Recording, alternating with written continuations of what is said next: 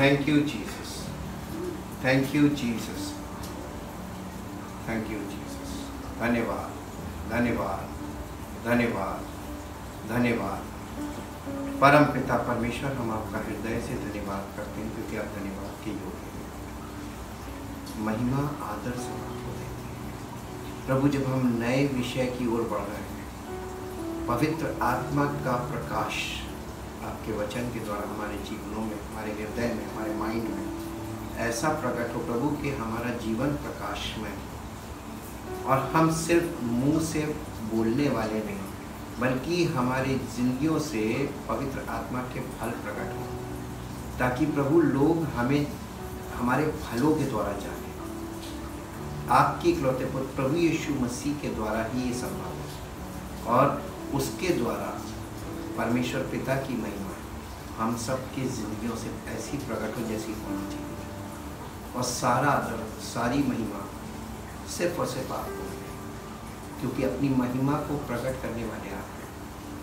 चाहते पिता परमेश्वर इस नए विषय में हम गहराई के साथ आगे बढ़ें और सच्चाई को इसमें से कलेक्ट करें और अपने जीवन में लागू करें, और हमारा जीवन सच्चाई से भरा जीवन हो, ताकि प्रभु यीशु मसीह जो सत्य है हमारे जीवन में प्रकट हो, और सारी महिमा उस महान परमेश्वर को मिले जिसने अपने पुत्र को हमारे लिए बलिदान किया।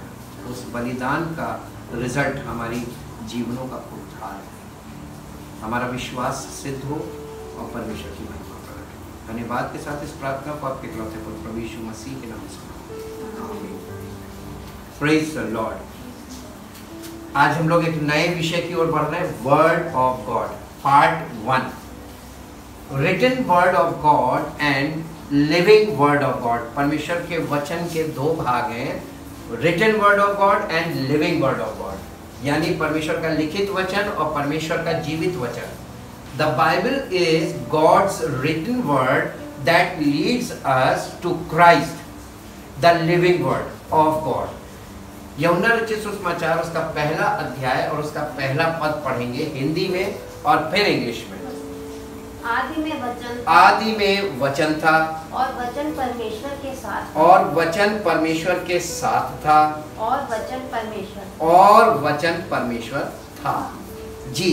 इन the beginning, in the beginning, before all time, was the word, Christ, means Christ, and the word was with God, and the word was with God, and the word was God himself, was God himself, यानी परमेश्वर वचन था।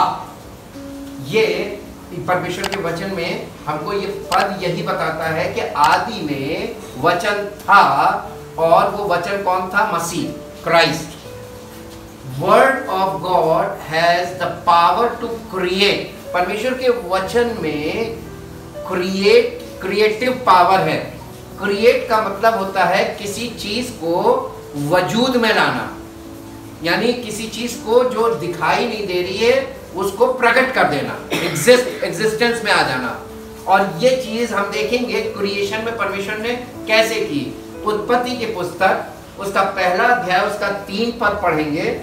जब परमेश्वर ने कहा, जी, जब परमेश्वर ने कहा उजाला हो, उजाला हो, तो उजाला हो गया। परमेश्वर ने क्या किया उजाला लाने के लिए?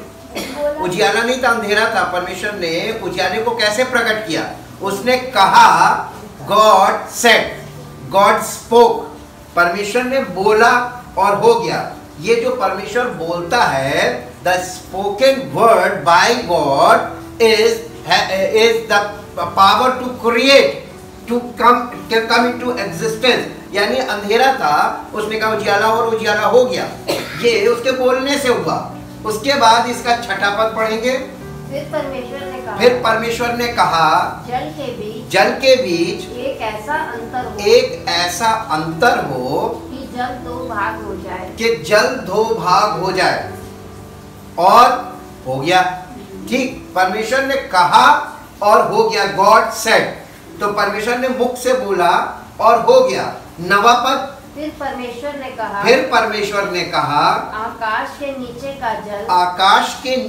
का जल एक स्थान में इकट्ठा हो जाए, और सूखी भूमि दिखाई दे, और सूखी भूमि दिखाई दे, और हो गया, और वैसा ही हो गया, वैसा ही हो गया। परमेश्वर ने ऐसा करने के लिए क्या किया? कुछ नहीं किया। परमेश्वर बोलता है और वो चीजें हो जाती हैं। 11वां पद, फिर परमेश्वर ने कहा, पृथ्वी से हरी घास, पृथ्वी से हरी घास तथा बीज वाले छोटे छोटे पेड़, तथा बीज वाले छोटे छोटे पेड़, और फलदायी वृक्ष और फलदायी वृक्ष भी, जिनके बीज उन्हीं में एक ही जाति के अनुसार हैं, जिनमें उन्हीं में बीज एक ही जाति के अनुसार हैं, पृथ्वी पर उगे, और वैसा ही हो गया। परमेश्वर ने बोला और हो गया। क्रिएटिव पावर है उसकी बोली में। जी, फिर 14वां पद, फिर परमेश्वर ने कहा, दिन को रात से अलग करने के लिए, आकाश के अंतर में ज्योतियां हो, और वे चिन्हों, और नियत समयों, और दिनों, और वर्षा के कारण हो, और वर्षों के कारण हो। वहीं से कैलेंडर बनेगा। जी, फिर परमेश्वर ने कहा, जल जीवित प्राणियों से बहुत ही भर जाए, जल जीवित प्राणियों से भर जाए, बहुत भर जाए, और पक्षी पृथ्वी के ऊपर आकाश के अंतर में उड़े, और वैसे ही हो गया। तो मुंह से सब चीजों को बना रहा। ठीक, आगे। और परमेश्वर ने यह कहकर उनको आशीष दी। ये कहकर, देखिए आशीष कैसे दी जाती है? आशीष मांगने से नहीं मिलती है। परमेश्वर अपने आप मुंह से बोलता है। The word that God speaks, that is the blessing. परमेश्वर आशीष देता है, मुंह से बोलता है जो वचन, और परमेश्वर अपने वचन बोल देता है, वही आशीष है। और परमेश्वर ने उन्हें ये कहकर आशीष दी, फूलो फलो, और समुद्र के जल में भर जाओ, और वो हो गया। पृथ्वी पर बढ़े, और क्या चीज? और पक्षी पृथ्वी पर बढ़े, और वैसा हो गया। जी, फिर परमेश्वर ने कहा, पृथ्वी से एक ही जाति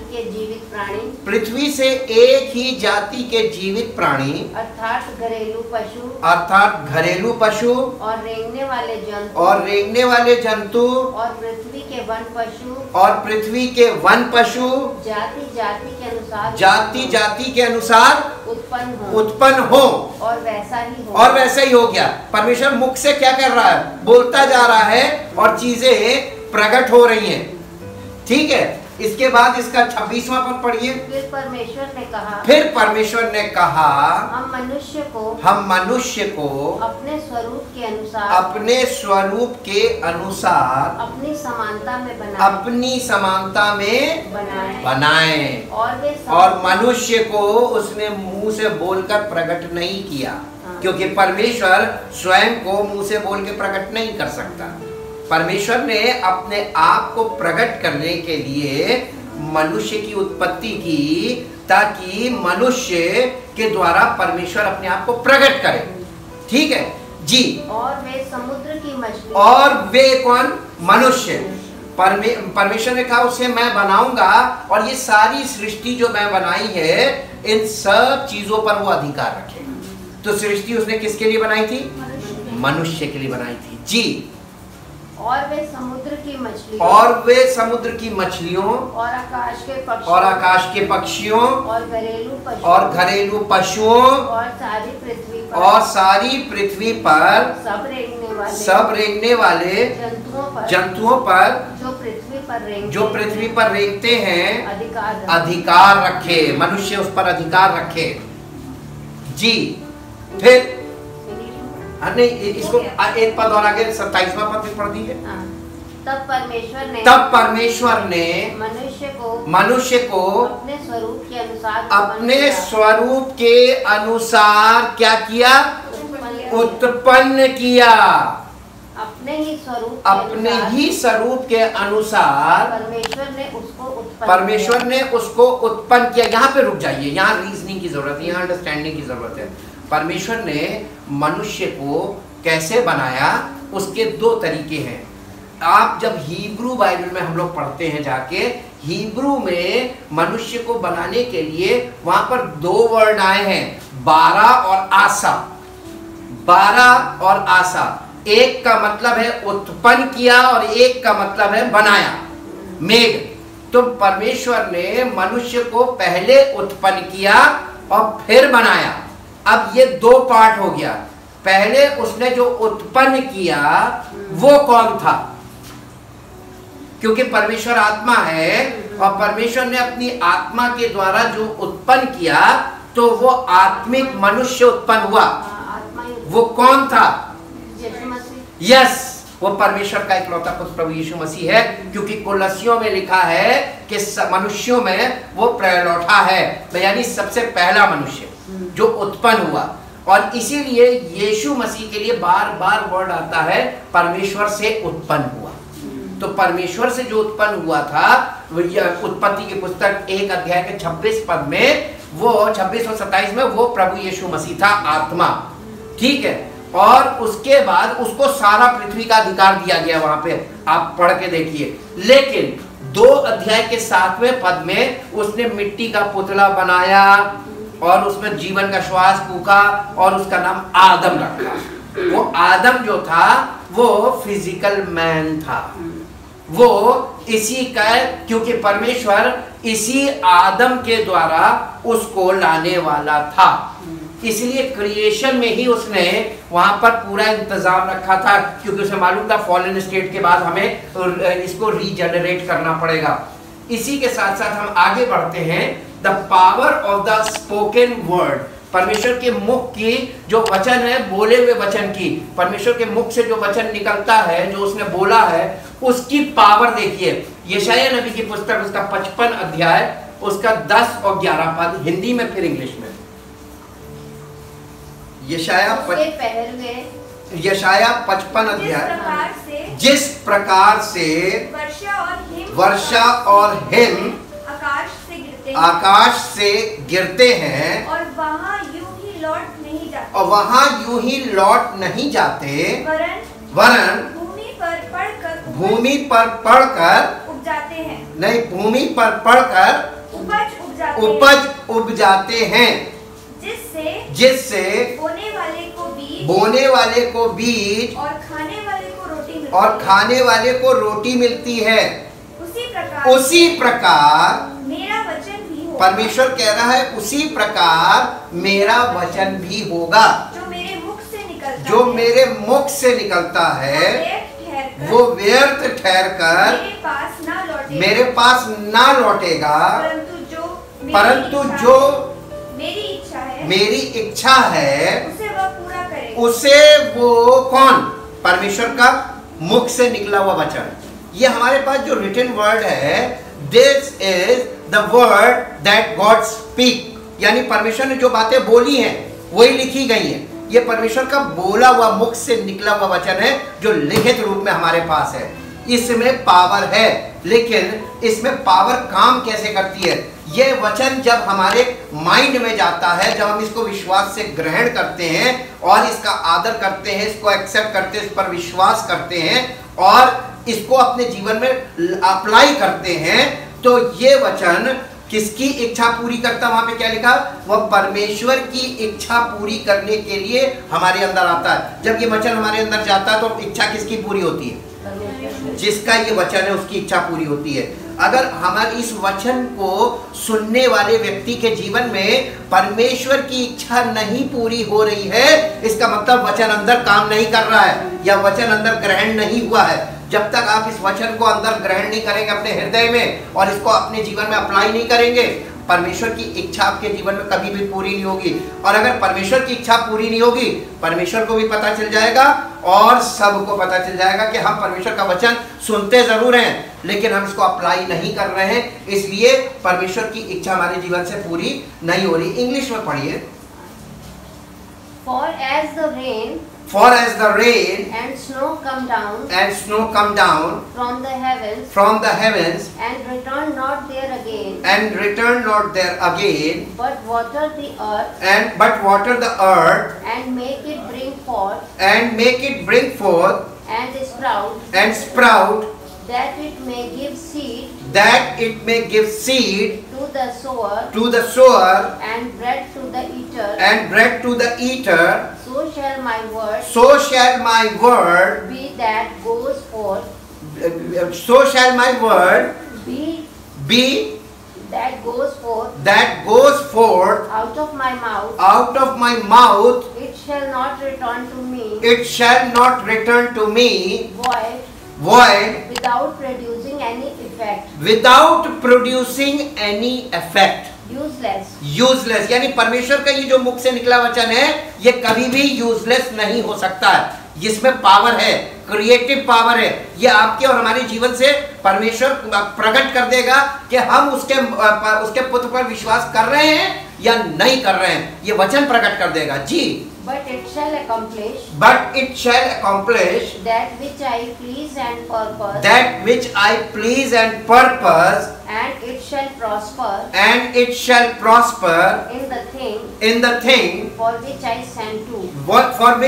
sent to. जिस पर्पस से, जिस उद्देश्य से मैंने इस वचन को भेजा है, ये परमेश्वर का जो लिखित वचन है, जब लोग इस वचन को सुनते और पढ़ते हैं तो ये वचन आपके जीवन में काम करना चाहिए। और अगर नहीं कर रहा है तो आपके सुनने में प्रॉब्लम है और आपके पढ़ने में भी प्रॉब्लम है जी। इसी के साथ यिर्मयाह नबी की पुस्तक, उसका 23 अध्याय 29 से 32 पद तक पढ़ेंगे। यहोवा की ये भी वाणी है कि क्या मेरा वचन आग सा नहीं, फिर क्या वो ऐसा हथौड़ा नहीं जो पत्थर को फोड़ डाले। यहोवा की ये वाणी है, देखो जो भविष्यवक्ता मेरे वचन औरों से चुरा कर बोलते हैं, मैं उनके विरुद्ध हूँ। फिर यहोवा की ये भी वाणी है, जो भविष्यवक्ता उसकी ये, यानी परमेश्वर यहोवा की ये वाणी है, ऐसी झूठी वाणी कहकर अपनी जीभ डोलाते हैं। मैं उनके भी विरुद्ध, यानी मैं झूठी भविष्यवाणी करने वालों के विरुद्ध हूं, कहने का मतलब है जी। यहोवा की ये भी वाणी है, जो बिना मेरे भेजे व बिना मेरी आज्ञा पाए स्वप्न देखने का झूठा दावा करके भविष्यवाणी करते हैं और उसका वर्णन करके मेरी प्रजा को झूठे घमंड में आकर भरमाते हैं। उनके भी मैं विरुद्ध हूँ और उनसे मेरी प्रजा के लोगों का कुछ लाभ नहीं होगा। परमेश्वर का वचन, परमेश्वर की आत्मा के बिना आप किसी के द्वारा भी, अगर किसी के भी मुख से इसको सुनेंगे तो ये लाभ नहीं पहुंचाएगा बल्कि नुकसान पहुंचाएगा। आप गलत बात को, यानी उसको, उस ट्विस्टेड वर्ड को जब आप ग्रहण करते हैं तो आपके अंदर सब कुछ ट्विस्टेड हो जाता है और वो चीज नुकसानदेह होती है। इसलिए इसको सुनने में और इसको पढ़ने में बहुत सावधानी की जरूरत है, बहुत केयरफुलनेस होना चाहिए। इंग्लिश में पढ़ दीजिए यिर्मयाह 23:29-32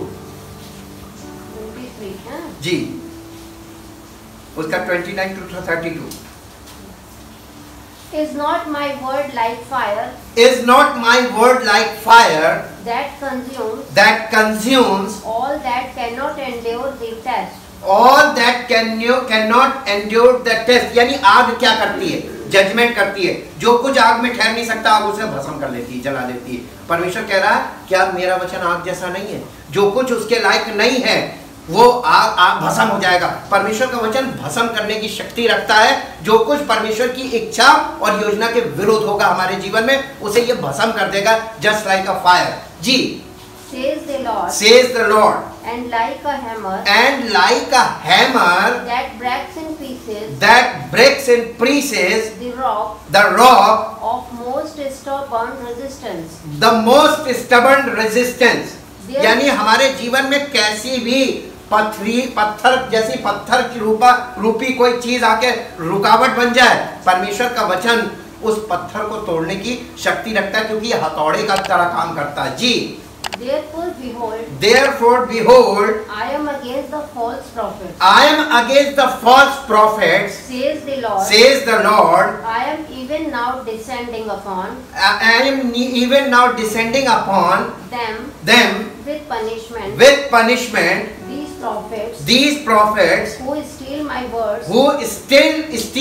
words from one another, imitating the praises of the true prophet. यानी ये झूठे भविष्यवक्ता कैसे बनते हैं? एक दूसरे की मैसेजेस को आप उसका सुनिए और उसको अपने हिसाब से बोलिए।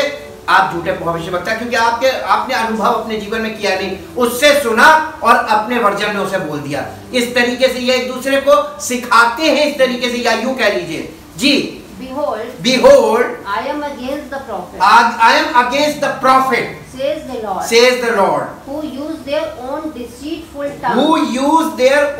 deceitful tongues, and say, Thus says the Lord, behold, I am against those who prophesy lying dreams, says the Lord, and tell them, and cause my people to err, yani error, to err and go astray by their lies, and by their vain boastings and recklessness, when I did not send them or command them, nor do they profit these people at all, says the Lord. परमेश्वर का वचन कितना जरूरी है कि right person के द्वारा, right spirit के द्वारा हमको प्राप्त होगा, तभी हमको इसका, हमारे जीवन में इसका फल आएगा।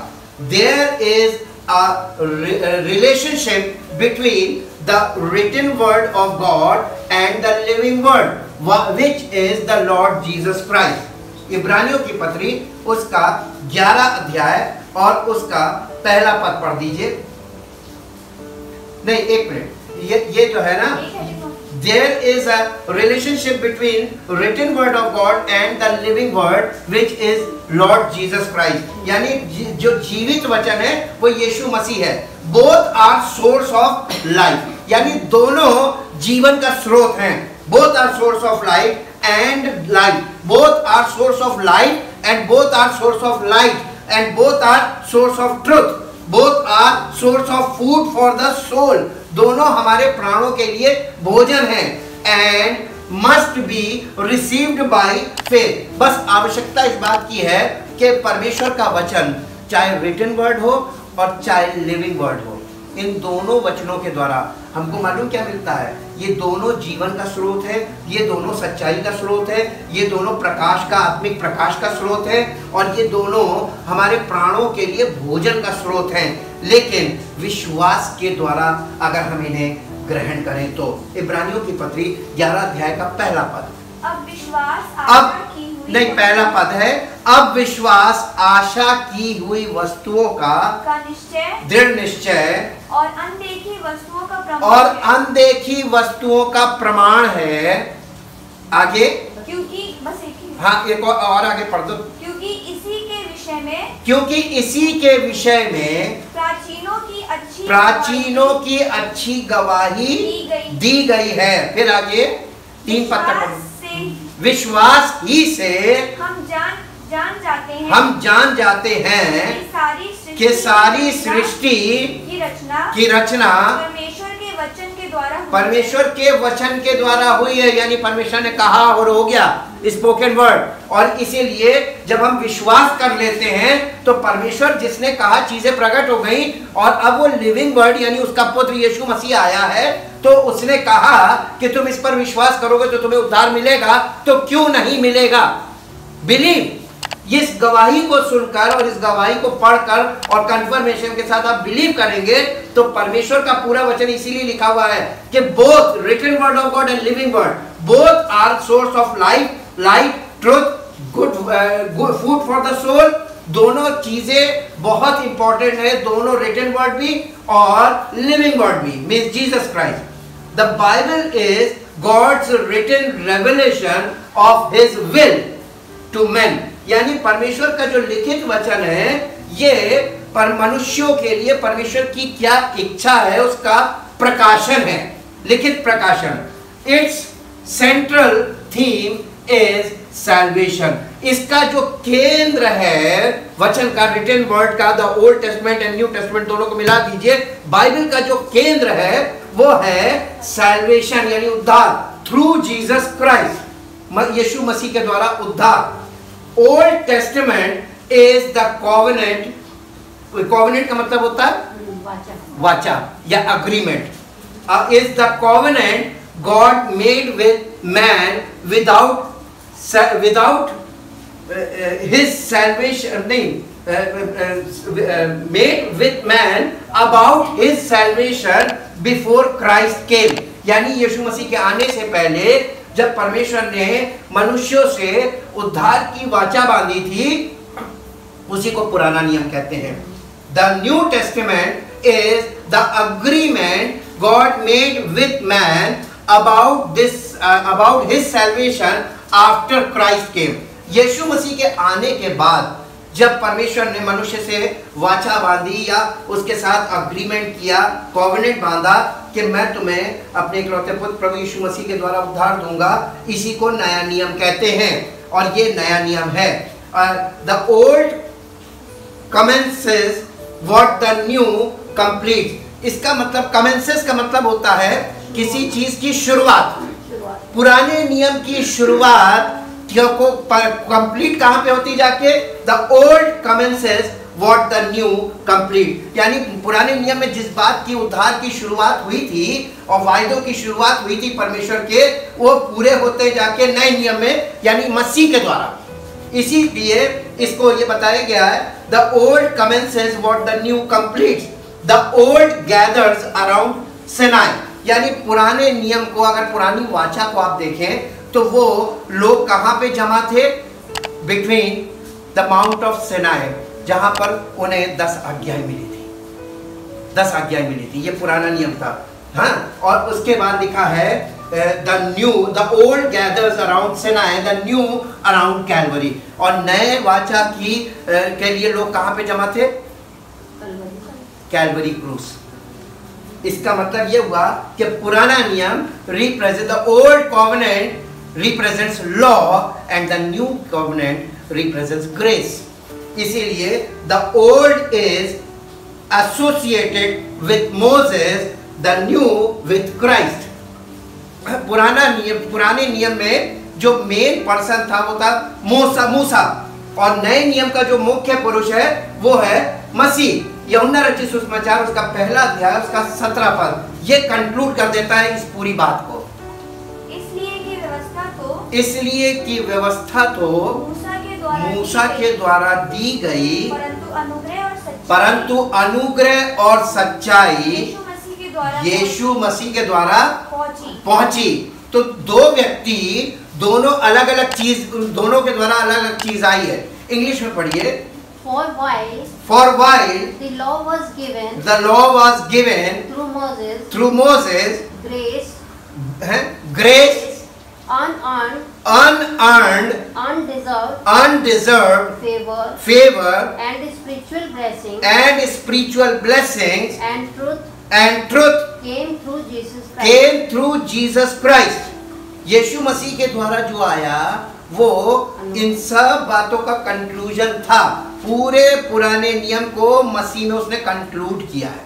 The ultimate salvation is only and only by and through Jesus Christ. और वचन हमें इस बात को अच्छी तरीके से क्लियर करता है। इसलिए रिटन वर्ड भी इंपॉर्टेंट है लिविंग वर्ड के लिए, और लिविंग वर्ड इंपॉर्टेंट है सैल्वेशन के लिए, और इन दोनों का कॉम्बिनेशन हमारी लाइफ में काम करता रहेगा और ये करता रहना चाहिए। और व्यवस्था भी जरूरी थी अनुग्रह के लिए, और अनुग्रह भी जरूरी था उस व्यवस्था के पूरा होने के लिए। इसलिए हमें दोनों चीजों की इक्वल जरूरत है। हम इसके अगले पार्ट में कल चलेंगे और हम परमेश्वर के लिए धन्यवाद करेंगे रिटन वर्ड के लिए भी और लिविंग वर्ड के लिए भी, कि उसने हमें अपने पुत्र को जो शुरुआत से बिगिनिंग से जो वचन था वो देहधारी हुआ, और उसी ने हमारे लिए सब कुछ उद्धार के काम को पूरा किया, और आज उसी के द्वारा हमें उद्धार मिलता है। परमपिता परमेश्वर, हम आपके वचनों के लिए धन्यवाद करते हैं, लिखित वचनों के लिए भी और जीवित वचनों के लिए भी। प्रभु इस पुस्तक के अंदर आपके मुख के वचन हैं जो आपने बोले हैं, और आपने जो बोला है और जैसे जैसे बोला तुरंत वैसी वैसी सब चीज़ें प्रकट हुई हैं।